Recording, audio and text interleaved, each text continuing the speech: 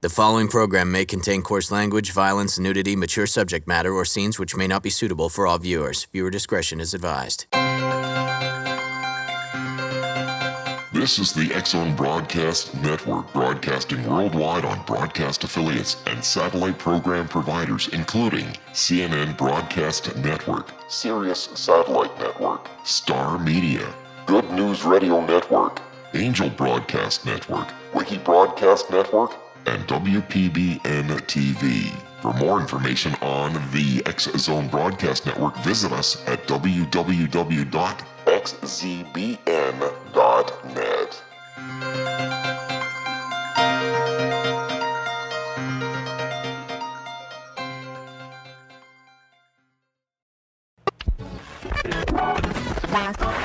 All Hit Radio.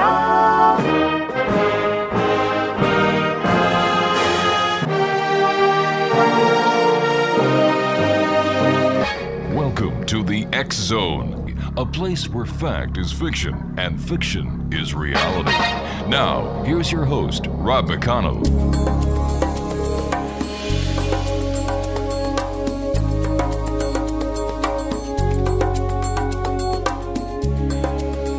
Welcome back to the X-Zone, everyone. My name is Rob McConnell. We're coming to you from our broadcast center in Hamilton, Ontario, Canada. Worldwide toll-free, 800-610-7035. My email address is xzone@xzoneradiotv.com. On all social media sites, X-Zone Radio TV, and our main website, www.xzoneradiotv.com. The all-new X-Zone store is now open, filled with brand new merchandise, brand new artwork. The X-Zone Radio Show Paragators, just to name a few. Wearing apparel, hats, let me see, even clothing for your dogs with the X-Zone logos all over it. And you just have to go there and see it. Even jewelry, www.thexzonestore.com. Let me ask you a question, X-Zone Nation. Can trauma spur creativity? Well, can an emotional trauma flip a switch in the creative brain? Does profound loss offer a new perspective form which to peer into one's soul? My guest this hour is Leroy Fleming, author of Enlightenment. It's a series in Volume 1 of Soul Splitting. The answer is resounding yes, and there's psychological research supporting this very idea. Now, Leroy Fleming is a graduate of Alabama State University, a historically black college and university in Montgomery. He always wanted to show people that with spiritual guidance, you can make things happen. Through his determination and inspiration from his creator, he completed his 5-part series of novels, Enlightenment, in hopes of demonstrating to the children of the world that they can dream big, and I love that, and accomplish those dreams. Though inspired by many people, his biggest influence comes from his mother, who he said shortly before she passed away, "Son, I may give out, but I never give up." Fleming recently completed Volume 1 of his new series, Soul Splitting, and the website is timelightment.biz. And Leroy, welcome to the X-Zone. Thank you for having me, Rob. It's great talking to you. I love the way you think, because I, too, am a believer that you can do anything you want. You can, because every dream you have can be turned into a reality. What you have to do is work at it. And to give the children of today the inspiration to go forth with their dreams, man, you're doing one heck of a great job. Thank you. What can, let me just back up here. What was the trauma that spurred your creativity? Okay, well, December the 25th, 1999, was the last day that I saw my mother alive. On my departure from Phoenix City, Alabama, back to Orlando, Florida, I told her, I said, "Mom, I'm almost where I need to be. I just need you to hold on just a little bit longer, because I think I'm almost about to accomplish my dream." Mm-hmm. And that's when she said to me, "Son, I may give out, but I never give up." And I didn't know that those would be the last inspirational words. So on January the 1st, 2000, my mom, I got a call from my sister that told me that my mother had passed away. And from that moment forward, my whole life was completely out of sync, and I was out of balance. And I couldn't quite figure out how I could get my balance back. So one day I just sat down and I just began to compose these particular writings that I have that has have me on your show today. So you got, was this the inspiration, your mother's last words? Yes, the thing that was very important to me was doing something for her, because she has been taking care of her kids like all of her life pretty much. And I just took it upon myself to want to do something well for her. So when I left and she said that to me, as I'm trying to deal with the world on a day-to-day basis after her passing, I just couldn't figure out how to get my balance back. Well, you know, so many times people struggle with trying to find themselves. And I thought that I was doing it just like any of your listeners would think. We would always think that we have a clear path to success or accomplishing our dream. But when I lost her, everything got cloudy. Everything had self-doubt. Everything had a little bit of fear. So I didn't necessarily know what to do. But once I sat down and by inspiration I started writing, everything became a blur at that point. I was writing about everything that my heart and my mind could deal with to try to recover from the loss of my mom. You and I have to take a 2-minute commercial break. Leroy, please stand by. Exo Nation, Leroy Fleming is my very special guest this hour, and we're asking the question, can trauma spur creativity?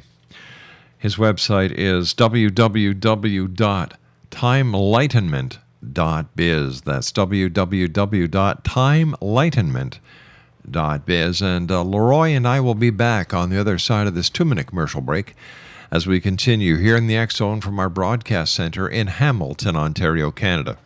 My name is Rob McConnell. Don't go away.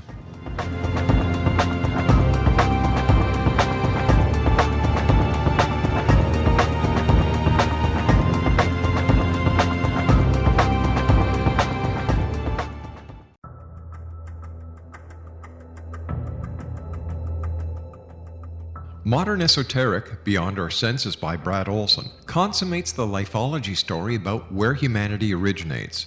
It is the lost continents, the primitive wisdom, the mythos of creation, and the rethinking of ancient history as we are taught in academia. There is much more to the story than what we have been told. As this is the first book in the Esoteric series, Modern Esoteric starts at the beginning of time and accelerates up to this modern age. Future Esoteric is book 2 in the series and takes a forward-looking position ahead of today with an open and honest examination of the ET issue and various unexplained phenomena. To discover the writings of author Brad Olson, visit www.bradolson.com. That's www.bradolson.com.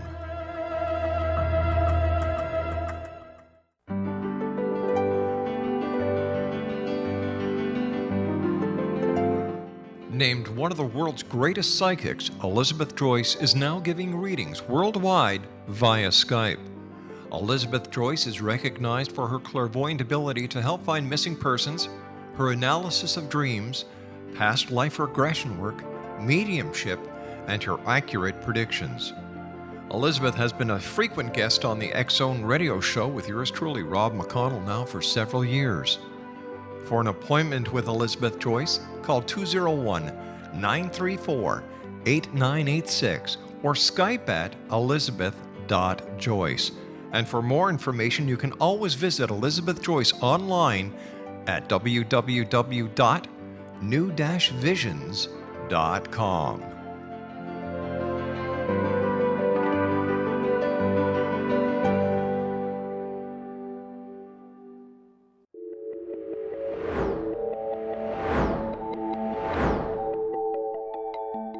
Do you have a dis-ease that you would like to alleviate through a natural means? Have you been contacted by angels, ghosts, or even extraterrestrials and want to validate these experiences? Or would you simply like to speak with someone who can help you find your life's purpose? I'm Dr. Joseph Mara, and I'm offering my services free of charge for first-time clients contacting me during the month of April.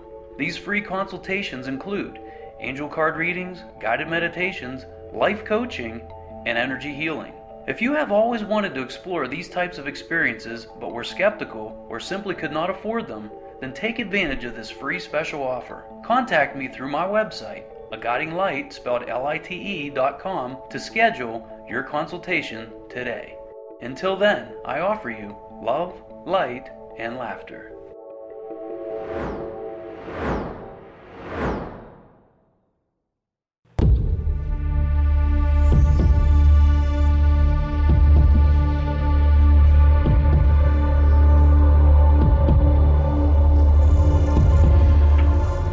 Exonation Leroy Fleming is our special guest of this hour. www.timelightenment.biz. That's timelightenment.biz.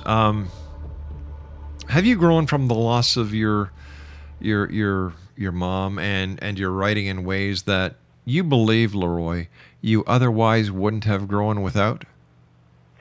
Well, if I could just take you back to just the day that my mom passed away. Please do. I thought, Rob, that in the beginning, when I had set such high expectations for myself, I not only set those goals and dreams and aspirations for myself, my mother's life was intertwined with mine because she was the one to kind of rear me and to tell me, son, go after your dreams, just stay focused and concentrate. So every time I would hear her voice, I would always be reminded that she's still there with me physically, so there's more room for me to push on. There's more things for me to accomplish. So when she passed away, I found myself, in my first set of books, I can kind of admit this to everybody now, that I was depressed because everything that I tried to do was related to how I saw my family, how I saw her. When I started writing Time Enlightenment, and the first one I wrote was called Here We Go, and it was like, here we go right at the beginning where all things seem to want to end. And right there, I just found myself missing her. I found myself not having that inspiration or the encouragement. So now I'm writing off of a spirit that was left to me, like, son, I may give out, but I'll never give up. And if she would have been here, I don't know if I would have been able to have the writings that I've had, and I don't know if I would have been able to lead the life that I'm leading. But by her not being here, I'm always trying to write back to her spirit. I'm always trying to write back to let her know that I'm still here. I still love her, and I still miss her. Even though she's not here, I still have to be the man that I am, and I must carry on.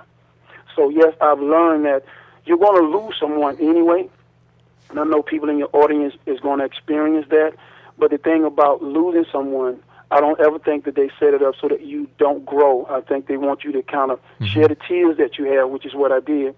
Find the joy in what you have, which is what I strive for. And most of all, just try to be at peace with your life, which I think I've been able to do, because since she's not here, I really have no other choice, if that makes any sense. It certainly does. So your writing was actually part of your grieving process as you were healing. Absolutely, totally, 100%. Wow. And it was like that because my brothers and sisters, they was trying to console me, but there's no consoling a lost soul, if that would make any sense. They would try to come to me and say, brother, it was going to be all right, but my mind couldn't hear it because my spirit was vexed. So when I began to write, as I began to write these pieces, Rob, I began to see a side of myself which allowed me to pierce into the veil of the soul of like every person that's living, that we all are going to have some traumatic event. We're all going to have some happy event. And we're all going to have an event where we're going to experience some kind of loss. But there's a great overcoming in it. So as I'm writing, I begin to realize, yes, that this is my therapy, that this is my way to get my sanity back. This is my way for me to get back into the world where I used to smile a lot. This is getting me back to the way I used to be energetic. This is the way of making me realize that although my mom is not around, she has left me with an amazing gift. And as long as I'm able to write through my depression, my frustration, my spiritual questioning, my physical existence, my mental survival, then I begin to see that the world is making more sense to me now. How do you think writing would help those veterans who come back from many of the war theaters with their feelings, and especially those who have been diagnosed with PTSD? I think for any person that has a traumatic experience. And our veterans, I can't really compare their lives to how I saw my mom, but what I can say that is therapeutic for most people. Everyone will not be a great writer. Everyone will not be a great singer. Everyone will not be a great speaker, but that does not stop you from trying. As when I began to write, I was writing for myself. I was writing those particular verses so that I could find myself healed. And anybody, no matter who you are, I would always tell them, write down what you feel. Write down anything that you think may be relevant to your life. And you do not have to study that now. Just write. Don't even worry about how it comes out. And then I would say to them, go back a few days later and review what you wrote and see what you reveal about yourself. So anybody that has any kind of trauma or anybody that just has a great experience and they want to share that with themselves and they want to lock it away and put it in a safe, they're perfectly permitted to do so in this life, because every word that you put on paper will be yours. Every phrase that you speak will be yours. But what gives it the validity is when you go back and you see the weight of it and you say, wow, I was really feeling that. Now that I go back and look at it, wow, that is really a part of me. And hopefully a light will come on and they would feel better. Hopefully a light will come on and they can realize that, man, my life really does have meaning. So for our veterans or for anybody that has a traumatic experience, and you don't have to write for anybody else, you just do it for yourself. And that's what I did in the beginning. I would tell anybody, write for yourself. Do not write for the world, because if you do that, you're going to miss that part of yourself that's very important, which is you and how you see yourself introspectively. Let me ask you, when your family read your books, were your words able to help heal them? My brother, as a matter of fact, I have a brother that's what I call like a man's man. And James, when I sent the book to him, I said, brother, just do me one favor. And all I ask is that you just do me one favor. When you aren't with anybody, just sit down and just read my work and tell me what you think. And when I sent him the first book, he called me back. He said, brother, I don't know where you got this from, but everything that you write about, I feel. And that meant a lot to me, coming from your family members. Yeah, sometimes your family members can be like, man, you so far out there in outer space, I don't even know how you could come back. But they knew that I was traumatized because I was real close to my mom, even though I was far away. Mm-hmm. And as he was going through these particular verses, he would just say to me, man, when you wrote this is what I was feeling. This is how she was, and this is what we're doing. And I see myself in that. So when he was validating what I was writing, it gave me more encouragement to kind of make sure that I can share with the world, because my brother is a very quiet guy, but when he feels something, he's more able to come out and express that. So as he was revealing this to me, I'm like, okay, I may have something. And then my sister would say the same thing, and then my other brother, and then my other sister. So as they're feeding me proper information, whether they agree with everything or not, but when they was feeding that back to me, it was giving me the confidence to say, well, maybe I can share these experiences, because if they're feeling it, then I know that other people would do so as well. So they were a big encouragement in terms of me sharing with the world what I had written. How about people who aren't part of your family unit, who have read your book? What kind of feedback are you getting back? The feedback that I'm getting now, in particular with soul splitting now, because everybody's finding out about time enlightenment now, because I just decided to kind of make it a big issue. So when I passed out a couple of the writings of soul splitting, those people that were supporting me, they come back and say the same thing, because what I did in all of my books, I always got what people are saying and what people are thinking. These are just people that randomly picked up my work, and they would come back and just say to me, wow, this really inspired my daughter, or wow, I began to see that what you're saying is really true, or I can kind of feel that. And sometimes they would say, well, I can't understand everything, and I say it's not meant to be that way. But what you do feel, they did share that with me, and that encouraged me to go ahead and publish Soul Splitting Volume 2, because they're feeling the same way my brother felt. And Connie is the one young lady that she lost her daughter, and I asked her, I said, well, could you please be kind enough to make a contribution to this body of work, so when the world reads about me, they can also read about your daughter? And she was the same way. She hesitated a little bit, but after reading my work, she began to say to me, Leroy, now I can really see what that cloud is like. I can really enjoy the sound of the bird. I can enjoy my heartbeat. I can just enjoy the days that I have. And that's really what you want at the end of the day, right? You want a person to wake up every morning, particularly your audience, to say, my life means something this day. It may not be perfect, but it means something, and I got to carry on with that.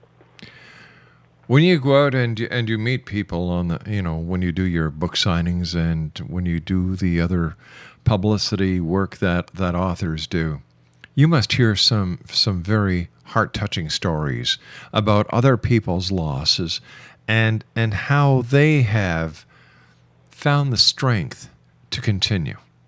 Yes, and people sometimes would say,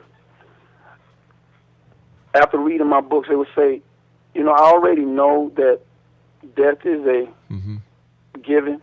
I already know that you're going to struggle. That's a given. But reading your books really brought clarity to where I am in terms of trying to understand what my life means. And when you write to the world, you write so that the world would understand, what does your life mean? There's a lot of encouraging information out there. There's a lot of motivational things in life coaches, but I wanted my work to reflect, if you sat in a chair and you saw your life, what does it mean? It doesn't matter what I say. It's what it means. And when Connie lost her daughter, we sat down and we would talk for hours about that. And I asked her, I said, well, would you write something for me so that I could put it in the work? And in the beginning, it was really, really hard for her. And she began to share this with the world and the story that she has. And I didn't know that. She caught me totally by surprise. I didn't know that her daughter and her, they would sit down and read my work. And when she did that, that revealed to me, like, wow, that my work was good enough to share with her daughter, which at the time was 14, 15, 16, somewhere in there. And I said, wow, she thought enough to share my work with her daughter. And then she came and said, Leroy, but it's good. I wouldn't tell you this if it wasn't true. Your work is really good. It inspired her. It inspired me. And it will inspire a lot of people. And when you write something like Soul Splitting, that's what you're saying. My mind and my body and my spirit was like totally torn apart. In Time Enlightenment, I wrote the fact that I was depressed, angry, frustrated with God, frustrated with the world, at a loss of dreams. And you get to see all that. You get to feel the process in which I chronicle all the way up to Soul Splitting. Leroy, stand by, my friend. Exonation, Leroy is my special guest, Leroy Fleming. www.timeenlightenment.biz. That's www.timeenlightenment.biz. And Leroy and I will be back on the other side of this commercial break with the news as we continue here in the X Zone from our broadcast center in Hamilton, Ontario, Canada. Don't forget, Exonation, the new Relmar multimedia app is now available at Google Play, Amazon.com, and the Apple Store. I'm Rob McConnell. This is the X Zone. We'll be back after the news. Don't go away.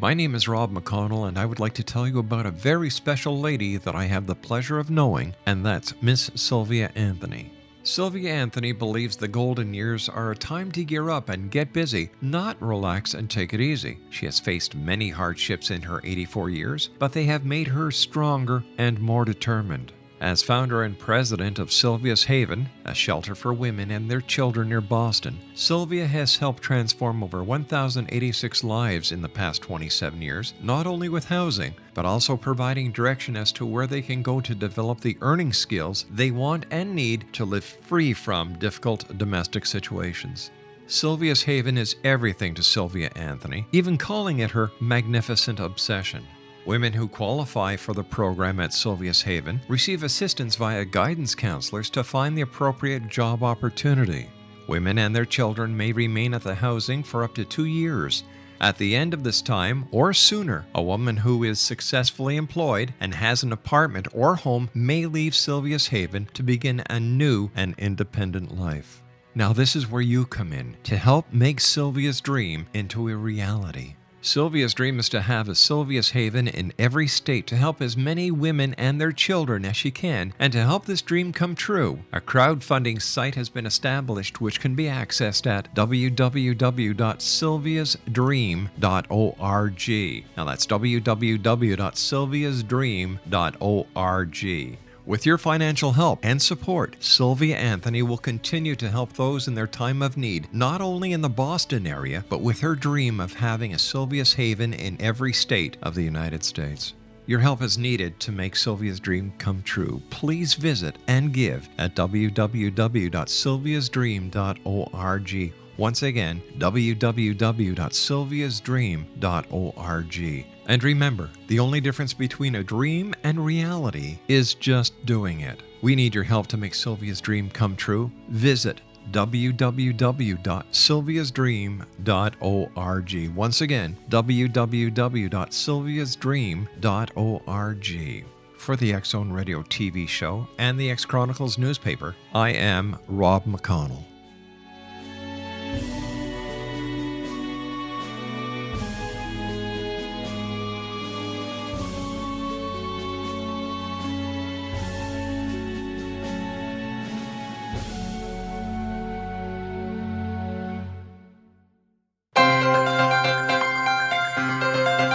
This is the X Zone Broadcast Network, broadcasting worldwide on broadcast affiliates and satellite program providers, including CNN Broadcast Network, Sirius Satellite Network, Star Media, Good News Radio Network, Angel Broadcast Network, Wiki Broadcast Network, and WPBN TV. For more information on the X Zone Broadcast Network, visit us at www.xzbn.net.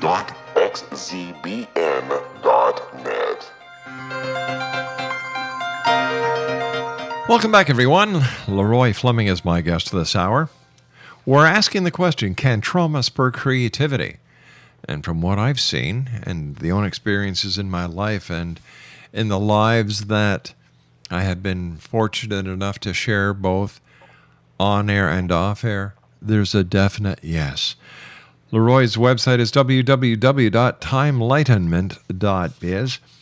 And Leroy, let me ask you this question, and maybe somebody listening out there is wondering the same thing. How do you put your life back together after a loss? For me, it was, and I just tell you a story that my mom used to tell me when we were small. She used to say to us, son, nobody lives forever. But when you're small, you don't understand that. But she was saying it to us quite frequently. Mm-hmm. But I didn't pay any attention to it. I just kept doing the things that a young teenager would do, and then you become a young man, and then you begin to understand what she was telling me. But when she passed away, it was like, right, nobody lives forever, but I don't want to hear that right now. Yeah. I mean, I lost the most precious thing to me, so I don't want to hear that right now. And people would try to explain it to me, but there was no words because nobody was sitting in my pool of misery. So when I started crafting these poems or these pieces, it's like the universe was telling me, don't worry about what you're writing right now, just write. Just get in this zone and just write, and that's what I did. So at the end of it, when I got to soul splitting, and I began to write everything down, I began to say, well, how do I put my life back together? The first thing that came to mind was nobody lives forever. The second thing was that you have this wonderful opportunity when you wake up in the morning to do the best you can with your life. It's not meaning that you're going to lift up the Empire State Mm-hmm. Building, or you're going to solve the AIDS crisis, or you're going to craft the perfect poem and everybody remember you forever. It's about when you wake up that day, what do you plan to do that day to have a fulfilled day, which leads to a fulfilled life? And you have to put it together one step at a time, and you have to figure out for yourself, like your audience will, you have to find out, what is my first step to putting my life back together? I didn't know that my first step, Rob, was actually literally starting to write what I was feeling. And prior to this, I had no history of writing. I know Oprah would always say, go back and look at your history, and I tried to do that, but there was nothing in my life that I can say to you honestly that would tell you that I would have written 5, 6, 7, 8, 9, 10 poetry books. There's just no way I could do that. But in the work, though, I began to find out that my life is gradually being put back together. That now I can smile because writing was my first step.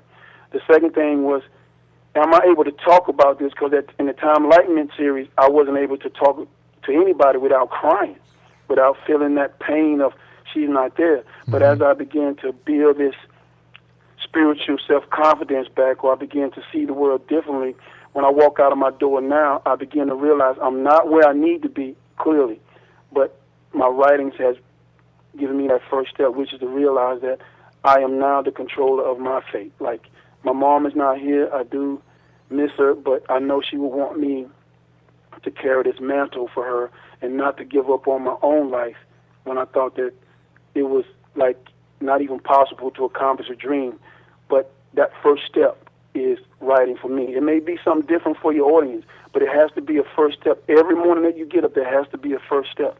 What do you plan to do this day to make your life whole? How did your faith help you in your time of loss, and how has your faith helped you become the poet you are? Well, in the beginning, my mom used to tell us all to go to church, and I would do that. And she would always give me verses from the Bible, and I would listen to that. But I loved her so much, though. I mean, I can't explain to you how much I loved her, so I was willing to listen to anything. But when you're young, you still got to do what young people do, and I'm not trying to excuse anything, but when she would say that to me, I'd be like, yes, Mom, but I need to go hang out with my friends. Yes, Mom, but I need to try to go after my dream. But she would say, always keep God on your mind. And when you're a teenager, you're like, okay, I understand. And a lot of my writings kind of show that in Time Enlightenment, and even now I understand. So when I got older and I got to college, she would still say, keep God on your mind. And I would go to church then, but my faith wasn't quite instilled into me in terms of this is where I need to be. But I knew she gave me something to hold on to. So when she passed away, those verses that she gave me, that thing about keeping God forever on your mind so that even when things are stressful, that you can make it through the tough times. So when she passed away, if I can say to you about stress, in my physical world and my mental world, there was a lot of stress. But I think that the spiritual side of me, I think that the God side that exists in all of us was telling me, well, you know that death is permanent. You understand that, but you can't mentally grasp that. So start writing. And when I started writing, I began to see, I thought God wasn't on my side. I thought that God had abandoned me. I thought that God just had left me out there to cause me more pain. But what I realized is that as I was writing, that God was always by my side. I just couldn't see it at the time. But now I see it clearly like a sunset. I see it clearly like the water that falls from clouds. I can feel it when the rain hit my face. In the beginning, I couldn't do that because I was just too mad at God and everything else. But now I understand that not only am I going to lose someone, but someone in your audience is going to lose someone. Yep. Someone in the world right now may be losing someone.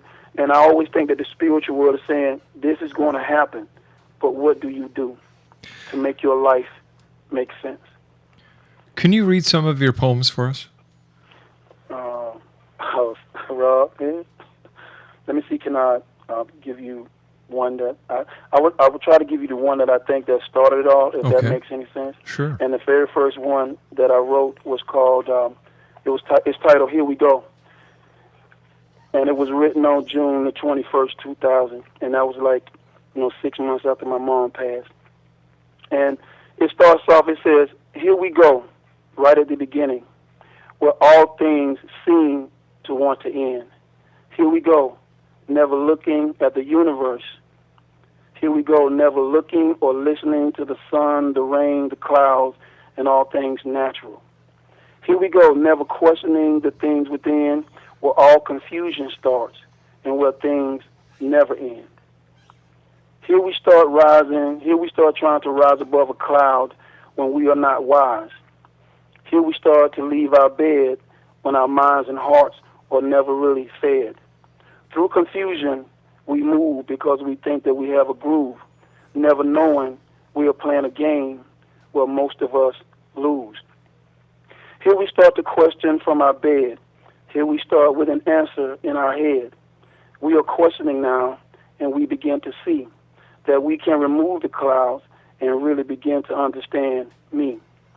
We have found a simple key to life, love, and the end of misery. For if you can question your inner soul, there will be a key for your simple soul to behold. Life made easy, can't you see? Once you begin to question, then you begin to see that life, love, and misery all begins with me. Wow. That's the very first one that, if I could say to you, Rob, that spiritually started my journey. And that's the one I think my mom was just telling me, son, I think you're going to be okay. And from there, it was just a blur. I've been writing ever since for 14 years now. How many books all told have you written? 10 books?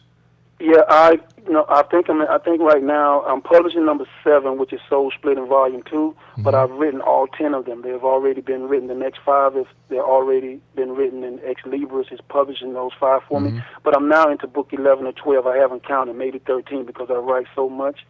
And the funny thing, though, Rob, is like in the beginning, when I started writing, everything was a blur. I was writing at all time but a day and night, no matter what the situation may be. Sometimes I would wake up and have to compose a piece and lay back down and go to sleep. Sometimes I'll be driving to work and a piece will stay with me forever. But when have you ever had that point where you get to a realization and things slow down? Yeah. That's what happened. I think what initially God was like saying to me, okay, I just need you to write. Don't even worry about it. But when I begin to get clarity, like when I get to soul splitting, it began to slow down a little bit, because I think that I began to realize that not only was God on my side, if that makes any sense, that my mother somewhere in the spiritual world was trying to tell me that, yo, it's okay, son, just continue to do what you do. Your pain is not as great anymore. And it's not as great now with me talking to you. I don't have those tears that will be readily to pour out of me. I don't have that sadness that would make me feel like I need to be depressed. I'm in that place where I understand what my life means, and I understand what she meant to me. How do you demonstrate to children that they can dream big? It's hard being a kid these days. Yeah, it is. So what I would do is, like, sometimes kids, they just need you to be playful with them. They just need you to be able to talk their language, or at least say something. So initially what it would start out with, it would be like, oh, you know, you smart, you could do anything you want. And then they would smile at that. And then I'll be like, you're going to be wiser than me one day. You're going to own a business bigger than me one day. And then they'll talk back to you. But then at the end, you just say to them, you can do whatever you want to do if you just can find a way to put your mind to it. And I even say that to my little niece when she was younger, because I told my sister, in order for her to dream big, you have to have her to think big. So whenever I run into a child, I try to make sure that they understand that I was once where they were, and I know that's really hard to say when they see you as an adult, but then I go down to the level and say, if you think well and if you want to do this, then you can do that if you want to. And sometimes, some reason they get it, like when they come back and see me again, they kind of remember who you are because you said that. And then I just had some young men I spoke to, I think when they was like in the 5th grade, and they saw me again when they were in the 10th grade and the 8th grade. They remember who I was, and I was just surprised because when they ran up on me, I didn't know who they were. I was just trying to place. I was just trying to place who they were, and then they began to tell me who they were. And I'm like, oh, okay, now I remember. You were the group that I had spoken to. Then they clearly remembered that, and what I did, I always gave them encouraging words. I never really talked down to them. I really tried to talk on their level, but at the same time, try to get them to understand you can do what anybody else do if you put your mind to it. And just like you said in the beginning, it's going to take hard work, though. Yeah. It's not going to be easy. Like, even when I was writing, Rob, I knew that my soul was, like, vexed, but I knew it was hard work, but I had to get it out. Like, sometime I would write and I would cry, and I didn't understand why I was crying, but then I wrote one called Crying, because crying is the only way that you can heal. And I would tell a kid, it's okay to cry. You'll stop crying, and when you stop crying, you just get out and do big things. Yeah. Why do you think children aren't given that encouragement that it's okay to dream big? Well, I think that some people feel like, for me, when I started writing, when I was little, I just had a dream of just trying to take care of her, because she was doing so much to just take care of her kids. It was like my heart was still sad, because every morning it was like, I got to feed you, I got to clothe you. Just that laborious work that all women do to take care of their kids. And sometimes kids, they get lost in the shuffle because we're always trying to provide for them. But sometimes the simplest thing you can do is just have a conversation with them, like just play with them. And we don't really do that because we're so technology driven, or we're just so like, what is the next thing for me, that we miss the smile of that little child, or we miss that little child just, wanting to be playful. And we as adults, we get so caught up into our daily routine that it's really hard for that child to connect with that. But someone somewhere has to tell a child that you have every right to dream, just as anybody who created anything that you see, you have the right to create your own reality.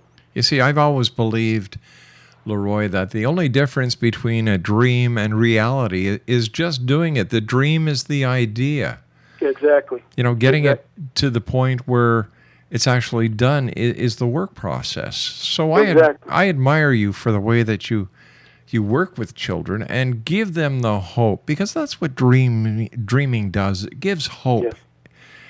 And Lord knows the kids have it really hard these days. They deserve they're not kids as long as you and I used to be. No, yeah. Just so much that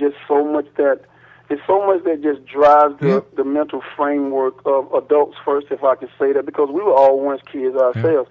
The framework that drives us as older adults today is like, I think it's time 25 now. So, but you got to take a little kid, and they don't have that so-called innocent where you learn, where we got so much technology in front of them that, to me, I'm glad to see it, because it shows you how smart they is. Like my little nephew, I used to try to play them with that Madden football game.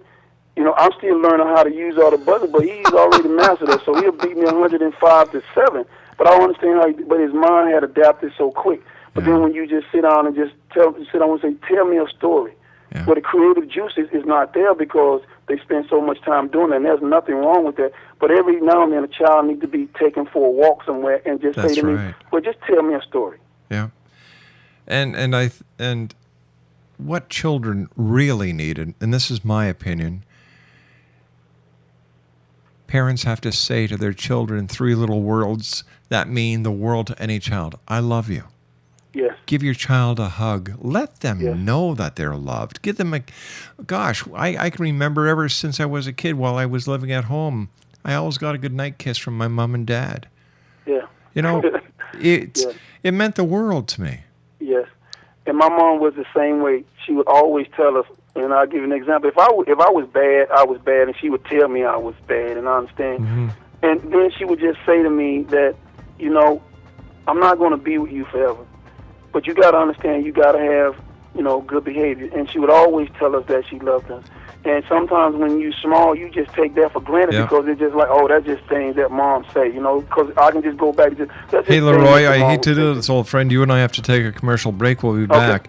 Leroy Fleming is my guest, and we'll be back on the other side of this short break. Don't go away. Oh, Rob, I didn't expect to go that fast.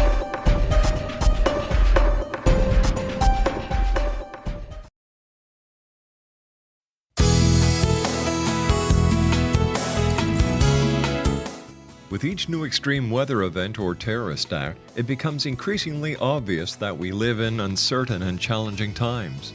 We all buy car insurance. Why not collapse and catastrophe insurance? Matthew Stein, an MIT-trained engineer and green builder, has written 2 outstanding books to help people prepare, plan for, and deal with everything from minor situations lasting a few days to full-on collapse.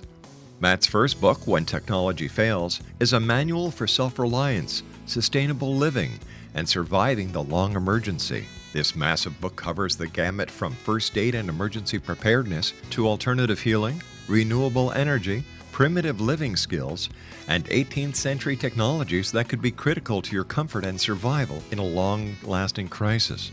Matt's second book, When Disaster Strikes, is a comprehensive emergency preparedness handbook and survival guide.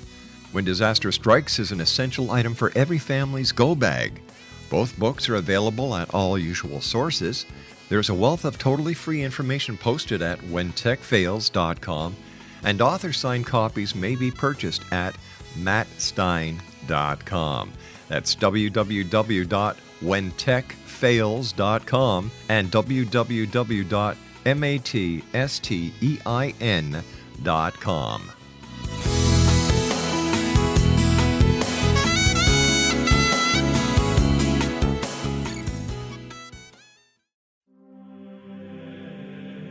Rob McConnell here, presenting an overview for Nicholas Paul Jennings, author of a fascinating book, Amen.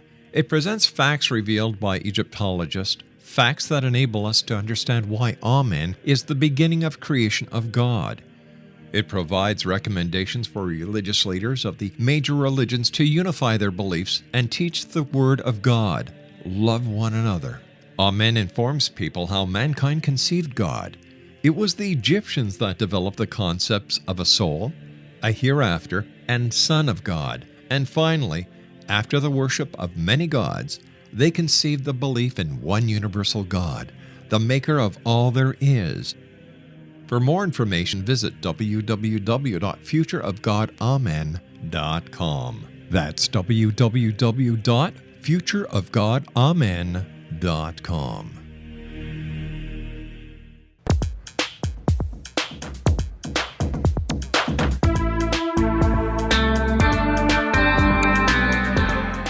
Exonation, my guest this hour, Leroy Fleming, is an author.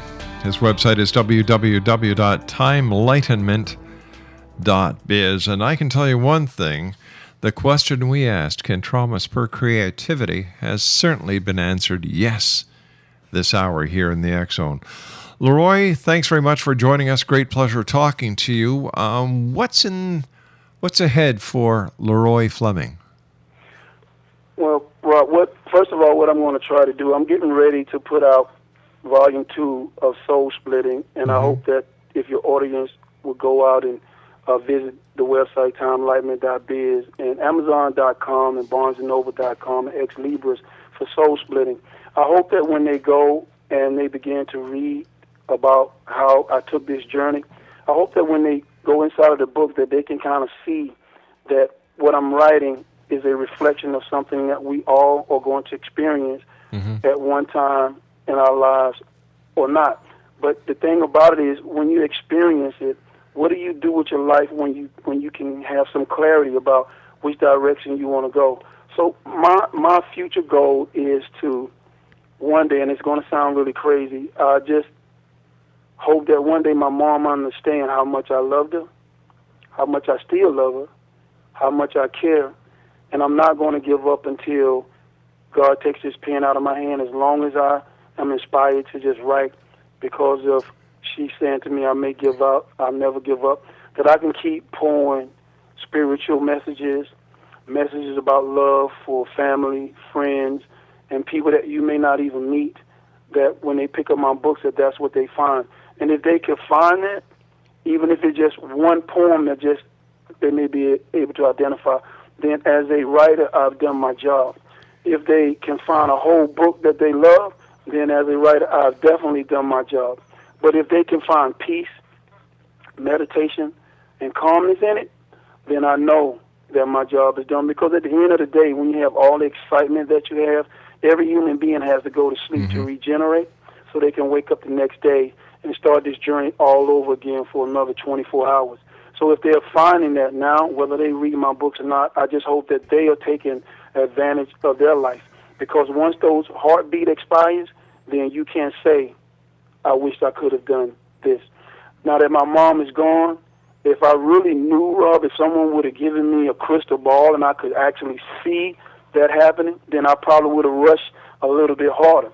But life don't, and life doesn't work that way. You just have to wake up every day knowing that if I say that I'm going to go to the movies today, then I'm going to go to the movies today. If I say I'm going to make that call to my mother or my brother or my sister or my friend today, I'm going to do it today, because tomorrow may never come. Reminds and me that's of the what old I learned losing my mom, that tomorrow never comes. And I only had this moment in my writings kind of revealed that, and I'm hoping that people would do that once they read the material. You know, I have no doubt in my heart of hearts that your mom, wherever she may be in this great world of ours or the great world beyond, knows how much you love her, and Thanks, man. And that your poetry is a testament to her motherhood to you. Yes, I agree. Leroy, I want to thank you so much for joining us, my friend. Continued success. And I am sure that you've helped a number of people around the world through your books and tonight being my guest on my show. Thank you, Leroy. Yes, sir. And I thank you so very much, man. And it's great talking to you. Because of this work, I met someone in Canada, and I'm so happy about that. Take care of yourself, new friend. We'll speak to you soon. Right. Bye-bye now. All right, sir. Have a great day. There you go, Exo Nation. The only difference between a dream and reality is doing it. And as I said, I have no doubt in my heart of hearts that his mom, who he loved so much and still does love, knows exactly how he feels from wherever she is in the next world or beyond. I'll be back on the other side of this news break. Don't go away.